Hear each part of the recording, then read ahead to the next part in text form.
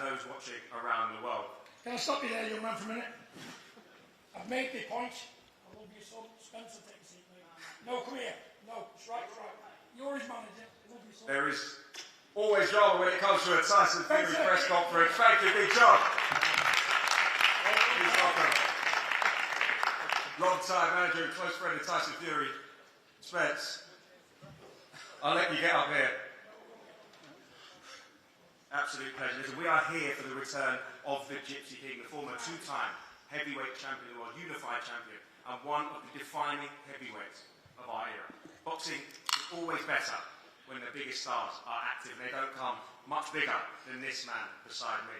On April the 11th, after 15 months away from the sport, Tyson Fury will step out of retirement and into the ring right here at the Tottenham Hotspur Stadium, live on Netflix. Standing in his way, a Russian man-mounted. A man with 19 knockouts, 13 of those coming in the very first round. He's got no interest in fairy tale endings.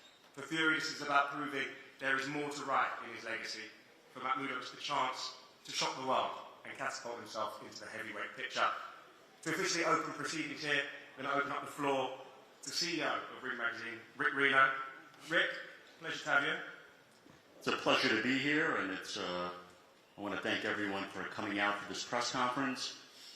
And I want to say that the Ring, Sella, and His Excellency Turki Al-Sheikh, we are over the moon to once again be working with Netflix on another mega event. And you know, for the last year, the heavyweight division, it felt like something was missing. It was missing some energy, some kind of fire. It needed an injection of its sort. And it's getting a massive injection in 2026 with the return of the Gypsy King, Tyson Fury. And Netflix, you know, they want big mega events, spectacles, major names. And it doesn't surprise me in the least that when they wanted to put on another mega boxing event, they came and said, we want Tyson Fury. And Tyson's coming back. He's hungry. He wants to make a big statement, but he's facing a danger man to my left, a guy with dynamite in his hands. Makhmudov is also very motivated, very focused, and this is an opportunity. You know, he pulls off a big upset. It could change his entire life on the biggest platform out there in the world. Once again, I want to thank everyone for coming and turn it back to our great moderator. Now, in terms of legacy and long-term impact, what does a successful comeback for Tyson Fury do for his standing in heavyweight history? I mean, Fury's already cemented, I believe, a position in heavyweight history. He's cemented a position for himself also as a first ballot Hall of Famer. But, you know, he showed in his last fight that he's still at the top of his game. He's still extremely skilled. He's still one of the biggest names, not just in boxing, but I believe in sports in general around the world. And you'd never see a boring Tyson Fury fight. I mean, Tyson comes to fight. Makhmudov comes to fight, and there's still a lot of big, major events and major fights for Tyson to make out there, and he seems like the time off has did him well. He's eager and ready to go, and you know, I expect a pretty sold-out Tottenham Stadium for this card. Rick, when you assess Makhmudov's body of work so far, what stands out to you in terms of his legitimacy as a top-tier heavyweight contender, the man to test Tyson Fury on his comeback? Well, I mean, the heavyweight division is one division more than any where one punch is all it takes. I mean, we've seen it time and time again, including last year. A guy could be behind 9, 10 rounds, lands that one punch, and the whole fight is over. And the one thing Makhmudov has shown me is he can take a punch, and he certainly can give a punch. So, I mean, Tyson can't take this man lightly. I don't think he's taking this man lightly because he knows he lands the right punch in the right place, and it could be lights out. No doubt, Rick. Thank you very much. Now, I'm going to turn it over to Tyson's team and hear from someone who's very close. We've been by Tyson's side for years. Long-time manager and close friend, Spencer Brown, the CEO of Gold Star Promotions. Now, Spencer, let me ask you this. Did you genuinely believe that we'd be sitting here today promoting the return of Tyson Fury and talking about a push for him to become a 3-time heavyweight world champion? Yeah, I did actually. speaking to his family and his brothers and everybody. Tyson loves boxing. He's an historian. There's nothing he doesn't really like about the game. He talks about it all day, all night, and I could see him coming back. He just had to he had to he had to scratch his itch, because he was walking around for months enjoying himself. He's had a great year. He's told me he's had a fantastic year. He's really enjoyed it. But he wants to get to work, stop Makhmudov, and then we go on from there. This man is a man mountain. He's he's only been beaten by two of the world's top fighters. So I was a bit taken back when Tyson said, I'm going to fight him. No problem. There was no issue. There was no, I'll fight him. No talk about it. Get it on. And we're here now with the backing of Dr. Khan at Cellar, Netflix, Frank Warren, Queensbury. This is going to be a massive occasion. And when you look outside here now and you look at it, what a stadium this is. It's state of the art. And I just think that it's going to be an incredible night. We've not finished the undercard yet, but it's going to be a cracking undercard. We've been rung for tickets by some of the top celebrities of the world, some of the top sportsmen around the world. They all want to come to this fight. The return of the big GK, Tyson Fury. Be there or be square. I'm telling you, this is going to be big. And this guy who's fighting tonight, he can bang. Well, not tonight. At the date, he can bang. This guy can fight. Like I say, he's a potential banana skin. But I'll back my man to the end of the earth. The big GK's back. Be there. Thank you. Spencer, now, Tyson's been out in Thailand preparing. Can you talk us through the thinking behind that? It's obviously a big change. Yeah, look. We'll speak to the man about himself, but I just want to know what the team wanted to gain from a change in training. I don't think there is no game. Tyson, he's a great fighter. There's nothing he doesn't know about boxing. I don't think there's many people in the world who can teach him anymore.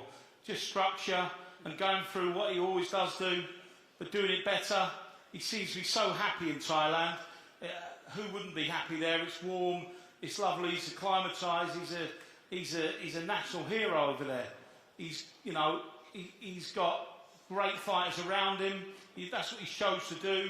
And every day they're working hard. I think that a few more people will be joining the team very shortly. And when camp's ready, this is just a start. There's 8 weeks to go yet, so we're in the preliminary stages. But as you can see, he's looking very, very fit, very tanned. He looks really well.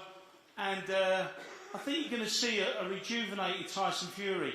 And he's really looking forward to coming back into the game and showing what he can do. Listen, he looks fantastic, especially in a brand new suit.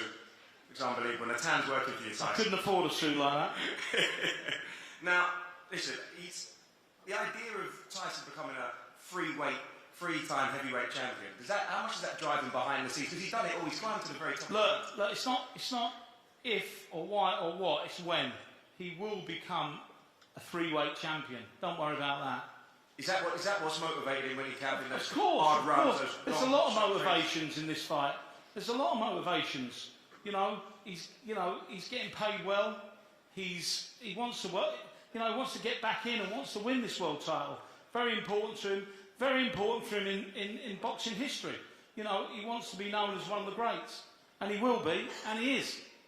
To become a three-time heavyweight champion, you've got to go through the fire. And talk to me, if it goes well on April the 11th, what does that path look like in your perspective? You've spoken about that with him. Yeah, I mean, look, this is our first fight back. You can't look beyond that. It would be very silly to do that. We've got a big giant in front of us, and who can fight. So, we've all talked about different scenarios and different fights that we'd like to do. But let's get through this first fight, not look forward.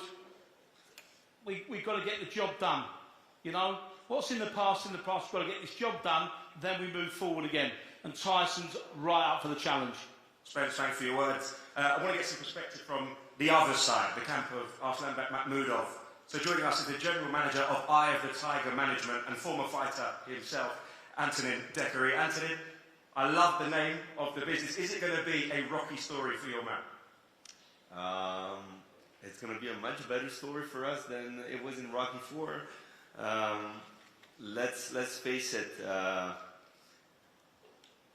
Tyson Fury's a legend. I think Arslanbek said that word before, and I think it's a great definition. He did so much in the boxing world, but we're here to make a point. We're here to make a statement. We're going to shock the world. That's the plan. We're coming in. I keep hearing that Makhmudov's a big, strong guy that can bang, which is true. He's a very, very powerful fighter. But let's not forget that we came to England at the end of 2025. We won all around. We won a unanimous decision. He can box. So obviously he's got a lot of power, but he's got a lot more tools in his bag. And let's face it. No disrespect. Obviously, Tyson Fury is one of the greatest to ever do it, but on April 11, unfortunately, it's going to be a different story. Anthony, talk to me. When this fight was presented to you, what was your immediate reaction? Was it a straight yes, or did you have to think about it? Arslan was forcing us to say yes before we even had the time to discuss it. First, it was 100% yes right away. This is arguably the biggest stage of Arslanbek's career so far. How do you assess the challenge that a legend of the sport like Tyson Fury brings?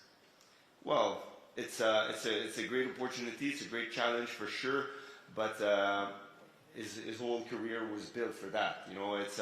We've trained really, really hard. We've traveled the world. We prepare ourselves for that night, and there's, again, a lot of respect, but on that night it's going to be a different story. We're going to go real hard, and I know that Arslan's a bad man when he's in the ring. This fight is going to be broadcast live on Netflix to a viewership of potentially hundreds of millions, a lot of new boxing fans. What would you like them to know about your man before fight night? Well, make sure you don't skip any second. It could be very fast. Arslanbek is known as everybody said he's terrifying. I mean, I know him personally. I know how he's a great man. He's very kind, but he can be very dangerous and he can be very mean in the ring.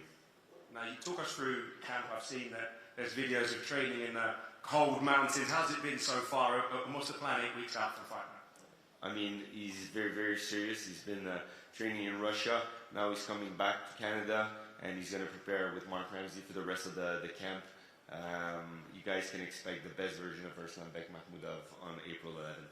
You couldn't get 2 different camps. One hot, beautiful Thailand, one the Russian mountains. It's sure to be an incredible fight. Now, thank you, Anthony. Before we hear from our fighters, I'd like to bring in a man who has guided Tyson through some of the biggest moments of his career. Tyson's long-time promoter, CEO of Creepy Promotions, the legend, the Hall of Famer, Frank Warren. Frank, how are we? I'm fine. How are you? And good afternoon, everybody. Listen, talk to me. You've seen Tyson at every stage throughout his career. What does this return mean for you as a man who's been by his side from the very, very beginning? Well, first of all, I'm pleased that he's coming back when his powers are still there. He hasn't retired for 5 years. By the time this fight takes place, it'll be 18 months. He's in with a live opponent, a real live opponent. He's got a knockout ratio of 90%. Big bang, I think 17 of these fights he's won in the first round.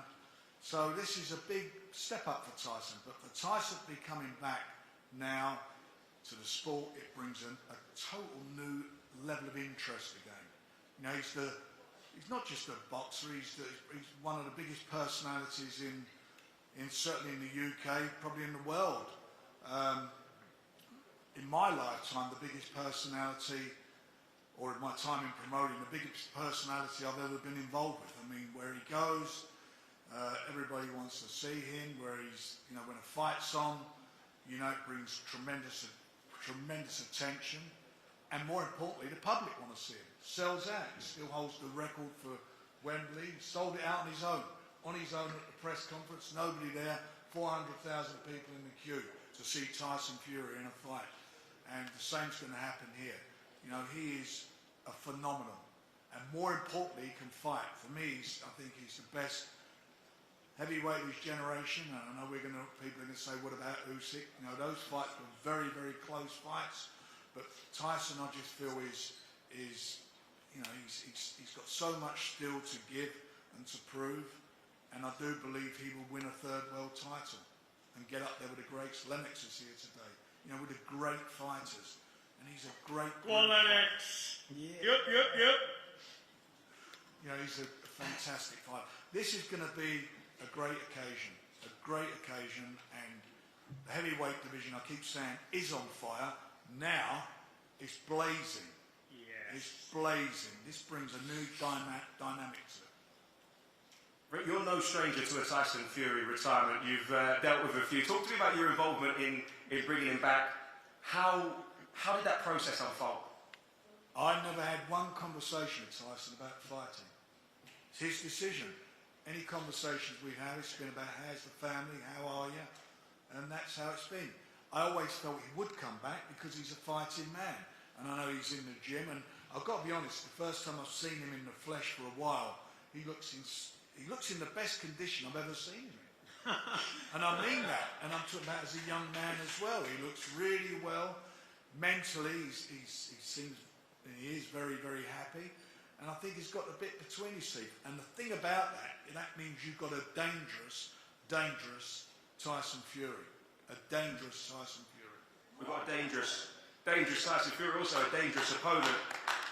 The high-stakes return. Makhmudov is a dangerous. From your perspective, what are the risks in taking a fight like this, 15 months out of the ring at 37? It's a risk for any of these big guys. It's a risk. You know, one punch can change a fight. And the one thing about Arslanbek is that he can punch, and he's done that on numerous occasions. He's a big puncher. He's a big man. And this, for him, is a massive opportunity. He can change his whole life. He's there. That's why he's taken this fight. He believes in himself. He's there. But we believe in Tyson. We believe Tyson's on this journey. And it's been an exciting journey. I mean, you think about it. The fights he's had. The 3 fights against Deontay Wilder. You know, all those fights he went in as an underdog for some reason. And the first one, he won it and came from, that last round was so exciting where he came from. The second one showed what he was all about and went and done a job. And the third one is probably the best live heavyweight fight I've ever sat at ringside and watched. 2 gladiators, 2 warriors. And that's what Tyson is, a warrior. He's got that warrior's heart. And then you look at the 2 fights of Usyk, which were very close fights.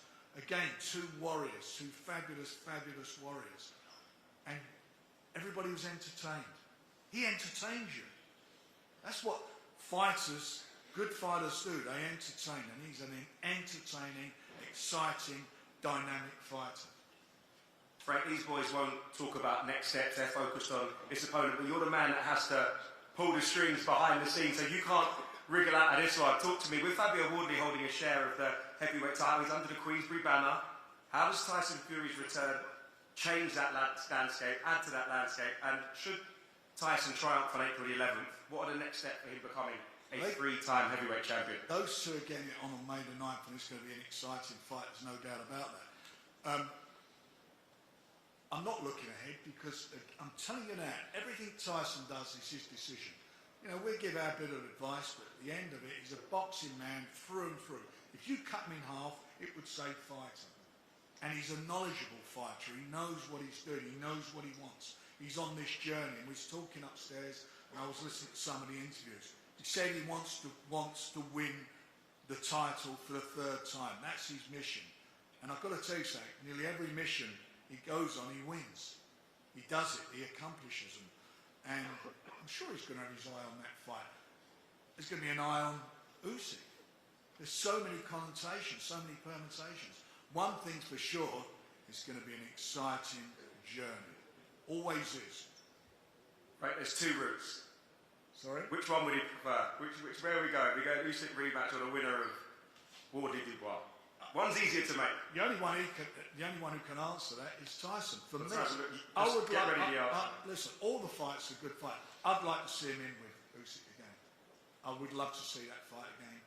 They were great fights to watch, and I'd also like to see him fight the winner of the two guys of Fabio and Daniel. They're all exciting fights. Heavyweight boxing is so good at the moment, and now, as I said earlier, it is alive. Like that blue touch paper, when Tyson Fury gets in there, here at Spurs in April, we're going to see a fantastic performance. And then after that, the world is his lobster. Listen, it will be. The heavyweight division is absolutely on fire. So, before we keep talking to these guys, I want to bring in the men who will settle it in the ring. Arslanbek, welcome. We're just under 8 weeks away from what will unquestionably be the biggest night of your career. What was your personal reaction when you heard Tyson Fury was coming out of retirement and you were at the very top of the list of potential opponents? First of all, hello everyone, and I want to say thank you first of all His Excellency Turkish Sheikh for this opportunity. Yes, I was very happy. I was very happy when I heard this news because for me it's a dream fight. It's all my life I go for my goal. My parents told me, my uncle told me, when I was 9 years old, they told me you're gonna be champion world. So I just follow my goals and enjoy this time now and enjoy my trip to this my goal, and I'm looking forward to April 11 to reach my goal, inshallah. Thank you. Arslanbek, you're well on the way to reaching your goal if you beat this man to my right. Now, you posted a photo of you and Tyson Fury 10 years ago when you were a fan. What is it like looking back at that now and being sat here on the top table about to fight? Yes, this time it was in Canada. Yeah, even wasn't did the pro debut. I was a pro boxer. I just came to finish contract. At this time, Tyson was already world champion, four world champion, and yes, he's a legend, like a big name in boxing. But I come here for make my legacy, my story is. Come to make your legacy. You'll certainly make an incredible legacy if you win on April the 11th. Now, do you think there's a chance, there's a lot of talk online, there's a lot of talk around the boxing world that Tyson Fury wants to become a 3-time heavyweight champion. Do you believe there's a chance that he's overlooking you in any way? I believe when we took a picture almost 10 years ago, it was like a signal from God for this day gonna be happen. One day I'm gonna be meet with this guy and beat him. That's why this is my goal, and I believe God prepared for me that this. Is this the best possible time for you to get Tyson Fury 15 or so months out of the ring by the time he steps into the ring right here on April the 11th? A long layoff at 37 years old. Is this the perfect time? You know, this guy have big experience. I don't think so. It's a lot of change. This a long time. I mean, 1 year not boxing, but I mean, he's a great boxer. For me, for him, it means nothing. But that's why I think it's going to be good fight. April 11th. You've openly said that your win against another Brit, Dave Allen, filled you with confidence. You had to do it in an extremely hostile environment, something you'll definitely face here at the Tottenham Hotspur Stadium. Are you ready for that? Yes, of course, because when I was go in Sheffield, 10,000 arena, this arena was against me, 10,000. But I said myself, God with me, doesn't matter who against me. And I was successful. This time same thing, 6,000, 7,000 against me, but God with me. It's all the world can be against me. It's nothing if God with me. In that same fight, you went 12 rounds for the first time in your career. Has that showed you that you could stay disciplined and box and take it over the distance if Tyson makes it awkward for 12 rounds? Or do you believe that it has to end inside the distance to get the win? I don't know what's going to happen in the fight, but of course we'll prepare for all distances. The man is ready. Now, Tyson Fury has been dropped 8 times in his career, with 4 of those coming in the last 6 fights, and you built your career on knockouts. Do you believe you hit hard enough to keep Tyson Fury down? What's the question again? Tyson Fury has been down 8 times in his career, with 4 of those coming in the last 6 fights. So more recently, you've built your career on knockouts. Do you believe you hit hard enough to keep Tyson on the canvas? No, guys, nobody knows what's going to be happening in the fight, but we can just make a reason to win. What we can do, just Arslanbek, thank you very much. We look forward to seeing you. Now, Tyson. We've got to stop calling them retirements. They're more like sabbaticals now. It's more like just a little break away from the sport, holidays from work. Let's start with the question that everybody wants to know the answer to. Why have you decided to come back? And was there a catalyst? Was there one moment where you thought, do you know what, I've still got it? First of all, thank you to everyone who turned out for this press conference today here at Tottenham. Thank you to Turkey Al Sheikh for putting this show on. Thank you to Netflix, Spencer, Frank, everybody who's been involved. Thank you to everybody. And I'm glad you asked that question. Sorry, Dr. Rakan as well, he's right here. Without this man, let me tell you something, without him, none of this would be possible. We spent hours and hours on the phone making this deal happen. And without this man here, he deserves all the credit he gets. Great man. Now, big shout out to my dad, because without him I wouldn't even be born. How about that? Right, back to your question. I think it's a very interesting question as well. Because why did I come back to boxing? Very interesting question, and there's only one answer to that. And the truth of the matter is, I came back for one reason only, and that's to make boxing great again. Since I retired for the 5th time, over a year ago, boxing for me has gone on a downward slope. It's become quite boring, and boxing is at its maximum potential when Tyson Fury is actively fighting. And I didn't say that. An AI, the cleverest AI on earth, said that, ChatGPT. So believe that. And I'm coming back to make boxing great again. Like Donald Trump wants to make America great again, I want to make boxing great again. And with me, I brought back the biggest streaming platform on earth, Netflix. First fight back, fighting at a 60,000 seat stadium. I bring a circus, I bring an entourage, I bring entertainment, I bring action, I bring cameras, I bring everything to the sport. And it's something that I'm so passionate and I love. You know, I was enjoying being retired. I made At Home with the Fury Season 2, which is about to air in April. I made a documentary on Netflix about my life, a biopic documentary. I travelled the world with my family, went on a few private jets, a few yachts, nice holidays, food. I was enjoying myself. But it comes to a point where you just want to go back to work. And my work will always be the fight game. No matter how old I am, people say, oh, you're 37. Well, let me just hit you with a few facts here. Archie Moore was 48-year-old when he defended his title and went 15 rounds and got up off the canvas 6 times. Roberto Duran was successfully fighting world champions in his 50s. So I think age is, it is what it is. I feel fresh, I feel good. And if I was on a decline, I'd say it. I'd be the first to say, you know what, I don't think I've got it no more. I won't box, but I don't feel as if I've lost anything.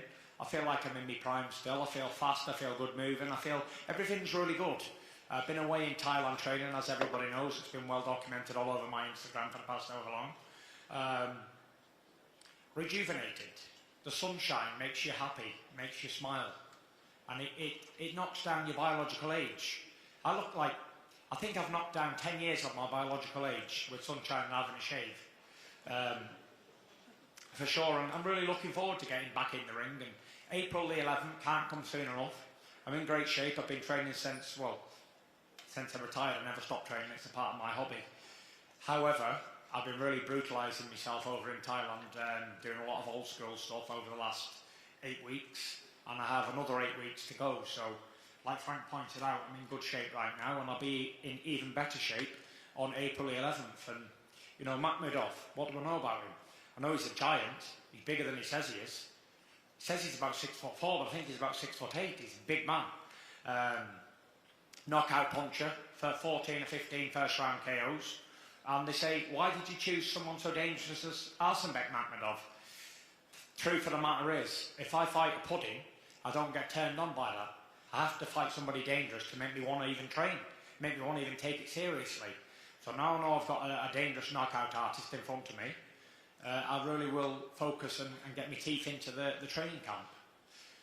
I'm looking forward to the event. I'm looking forward to coming here, putting on a real show at Tottenham. And most of all, I'm looking forward to punching his face right in, to be fair. It's been a while and I missed it. What better thing can a man do than punch another man's face in and get paid a lot of money to do it? It's like a dream job. You get to punch people's faces in and get paid a shit ton of money to do it. So I've missed that. I missed it. I missed it a lot. And now we've got big Makhmudov over there. I'm going to write him straight off completely. I'm going to make his face look like a butcher's block after about 4 rounds. Because I know he can't get out of the way of my punches. That's a fact. He's dangerous, I understand that. And everyone will be saying, you know what, you've got to really take this guy seriously. But he knows he's in there with a legend of a fighter. And when he gets in there on the night, he's going to realise how much of a legend I am. Because, you know, he fought over in Britain recently, and he fought Dave Allen and went 12 rounds. But Dave's me pal, the White Rhino. But if he thinks it's anything like that, that's like swimming in a garden pond and then trying to swim across the Atlantic Ocean in bad weather. It's totally different. And I'm looking to put on the show. I want an explosive knockout, and I believe I'm going to get that April 11th. I'm going to knock him spark out. I might as well sit down. That was unbelievable. Vintage stuff. It's like a one-take wonder, wasn't it? You practice that. Tyson, I've noticed a lot on your Instagram, through your socials. You've spoken a lot about being happy and feeling blessed. Yeah. And a little bit of time away from the sport seems to have healed something there. Do you think that a happy Tyson is the most dangerous version of Tyson Fury? Every day I wake up, I thank God for everything that I have, and everything that I am, and everything that I've become. Sometimes people forget to thank the Creator and thank everything that we have, my family, my career, everything, friends. I've been so truly blessed over the years, and there's been quite a few moments where I've been down and out, wrote off, and I keep coming back, and like we say, this is my 5th comeback in as many years, I suppose. But, you know, when you love something so passionately as I do, it's hard to let go. It's very difficult to let go. And after watching, I just watched my documentary for the full 2 hours backstage in between interviews and stuff. And the career that I've had, the roller coaster of emotions, up and down, the fights that I've had over the years, it makes me want to fight even more. Because I know how hard I have worked to get to this point. And to walk away with so much left in the tank wasn't never going to be. I was always going to come back. Even if I didn't believe it myself. When I retired over a year ago, I really believed that I would never return to boxing. But having had a year off and experienced life and all the things that it has to give, I've learned that I'm so much in love with boxing that it's a part of me, no matter how old I am or will ever be, it'll always be a part of me. Just like Mike Tyson, he can never get it out of his system. He just had a fight at 60 years old, 61 years old. And I think boxing is the biggest addictive drug on earth, because any other drug you can go to rehab and get it out of your system. But the fight game, it never leaves you. It's always with you, now until forever. You've spoken a little bit about healing, being happy and coming back to the sport. You said maybe you didn't think you would come back at one point. Obviously those 2 defeats to Usyk, what did you learn from those? How did that help you kind of come back in a different mindset? What did I learn from those 2 fights? I learned that I'm a very good boxer, and I learned that you just got to flow with the punches and just take life as it comes, ups and downs. I said it a long, long time ago. It's not how many times you win or lose, or how many times you get knocked down or whatever, but it's about getting up and keep coming forward in a positive manner. No matter what life chucks at you, you must keep continuing to move forward. And you know, I got that from a Rocky movie. But it's so, so true. There is never a tomorrow. You know, tomorrow's a myth. It's not a real thing. Today is what we have. Not yesterday, not an hour ago, not an hour forward. We have now. Tomorrow might not ever come. And I suppose the biggest turning point in this comeback for me was a tragedy that happened with Anthony Joshua. I was on holiday with my family in Thailand for Christmas, just to get away from the rain. Sick of the rain, it was depressing me. And then I hear all that bad news that's gone on. And I thought, you know what, life is very, very short and very precious and very fragile. And anything could happen at any given moment. And you should never put things off until tomorrow or next year or next week. Because tomorrow is not promised to nobody. The Bible says tomorrow is not a gift. Tomorrow ain't promised. Tomorrow is a mystery. So we have to live for today. And me living for that day, I made my mind up there and then that I'm going to come back to boxing because it's something that I love and I'm passionate about and that I've always been in love with. And there is no tomorrow to put it off to, so that's why I'm back today for this big fight. Absolutely, and obviously we pray that Cena and Lats rest in peace. Now, how much pressure do you feel coming back with that mindset to win, but not just win, but win in good fashion? Because if you don't look convincing, the critics will say those big talks about the winner of Dubois, Wardley, redemption against Usyk, they will go out the window. So do you feel that pressure? No, there's no pressure. I've got no oath to be taken. I don't hold any alphabetical title. Just me, having fun, something I've always done all my life. I don't feel pressure. I live for this shit. Even when I'm under pressure and I'm cut and I've been down, I still live for this shit. It's what I've always lived for. It's what I'll always continue to live for. And I thrive under pressure. And as for the critics, I'm sure Van Gogh had his critics, but I can't name any right now off the top of my head. Fuck the critics, who cares about them? They're just soft, sorry people who have to hate on other people who are trying to do something that they could only dream about doing. Probably having wanked in the bathroom about doing it. Yeah, well, when real men get in there and fight, and another idiots, armchair critics, slag off people who are doing something they could only dream about, then it's a sad, sorry state. So, does the lion care about the opinions of sheep? No, he doesn't. Who cares? I read a quote on Instagram recently and it said, does the honeybee waste his time telling the flies that the honey is better than the cow shit? He doesn't. He just lets them crack on with it. And that's what I do. I crack on with my own business. I don't get involved with anybody else's. And I stick in my own lane. I'm not a big time investor. I'm not a property developer. I'm not a realtor. I'm not anything but a fighter. And that's what I'll always be. And that's why I'm back again, sticking in my own lane and doing what I always do. I'm going to write down a list of these incredible quotes. I'm going to sell it on eBay for a lot of my absolute vintage Tyson. This is your first time fighting back in the UK since 2022 in this very, very stadium. Has it been 4 years already? Yeah.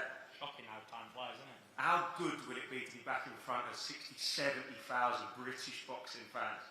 It will be absolutely unbelievable. And I know my legion of fans will fill the stadium up, no problem.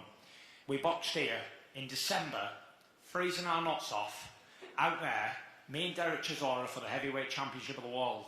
And everybody and his dog said, that won't sell any tickets. It's December, it'll be raining. But guess what happened, Frank? What happened? Sold out. Sold out. And I anticipate another sellout and another epic fight here in Britain. It's unbelievable to be back. You know, I was away in Saudi for the last, what's it been, 4 years? Yeah, the last few fights have been over there, and to come back to the UK with Netflix, it's a dream come true to be back here at Tottenham. And I had a great win here last time, and I'm hoping to get another great win here again on April 11th. It's live on Netflix, and Tyson is definitely Hollywood, let me tell you that. Now, your dad's in the room. He's saying that he wanted to have more input into this camp, and you posted your weight on your socials, 18 stone 11 and 3/4 pounds, 17 pounds or so lighter than you came in for the Usyk rematch. one of his wishes was he wanted you to learn to move again, to be awkward, to be jerky, to be hard to hit. Is the weight a part of that, and is Thailand a part of that? The weights is weights can be deceived. You know, I was about 18 stone 10 when I fought Usyk last time out, but I weighed in, fully hydrated, fully fed, and I had my coat on and boots, big leather jacket, so I wouldn't buy into the weight on the scales too much, and scales don't really mean a lot to me, hence the reason I've always been a fat fucker all my life, but it hasn't really affected me. But yeah, listen, I'm training away, and whatever weight I come in at, I'm not a slim fast woman who's checking her weight every 10 seconds with a set of scales. I'm a heavyweight man, 19 stone, 6'9". As long as I'm fit and strong and eat my food well, I'm not really too concerned about what weight the number says on the scales, and as long as I'm performing and doing what I've got to do, then I'll be happy on the night. So you've been in with some of the biggest punchers in heavyweight history. Number one in history. Number one 7. in history. That's not bad, is it? Number 1 3 times, and number 7. That's pretty good. Right, they're 1 and 7. Where does Makhmudov rank in terms of that threat? I don't know, I've never fought him yet, never felt his power, but I'll let you know after the fight. I'll be asking you, don't worry. Listen, quick one. Back in Thailand, training camp looks a little bit different than Morecambe. Is it just the rain, the reason why you're out there? Can you give some insight to the boxing fans who see you on your socials, see you train, see you happy? So why am I in Thailand training? So when you wake up in England and it's pissing it down, you look out the window, how does that make everybody feel? Truthfully. Anyone? She was in Thailand. Miserable. Miserable, there you go. Yeah? When I'm in Thailand and I wake up and it's 30 degrees outside, I'm like, this is awesome! Let me go training. Sunshine is the key.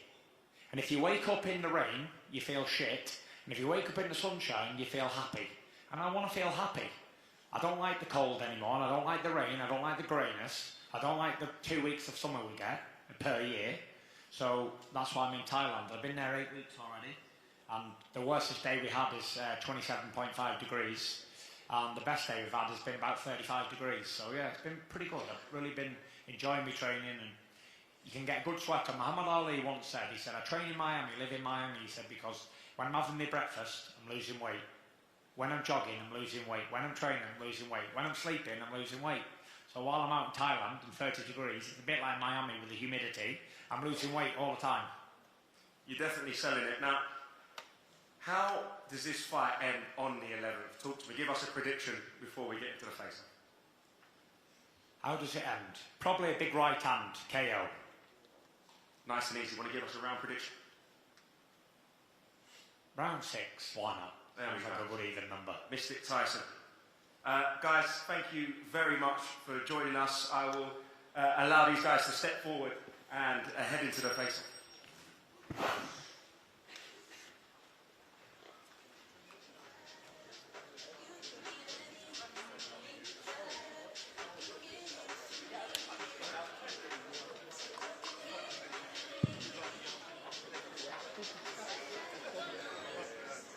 Here they are, ladies and gentlemen, face to face, the Lion versus the Gypsy King. It all goes down. It all goes down on Saturday, April.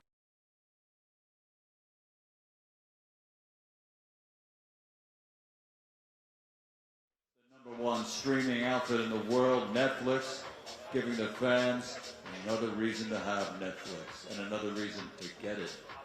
Tickets go on sale starting tomorrow on Ticketmaster.co.uk. The first 24 to 48 hours, expect a massive sell-off, so get in there right away. Ticketmaster.co.uk for tickets to be here live. Everyone else around the world, you can see it live on Netflix.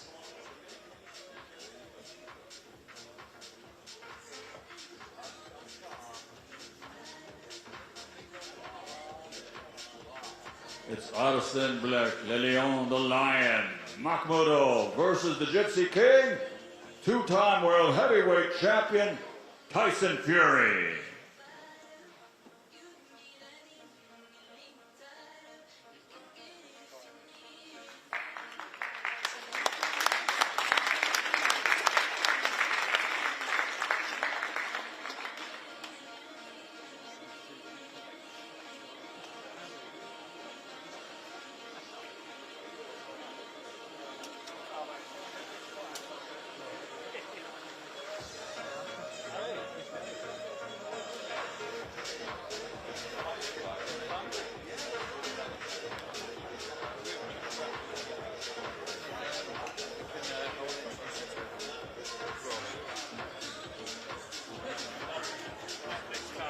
criticise them.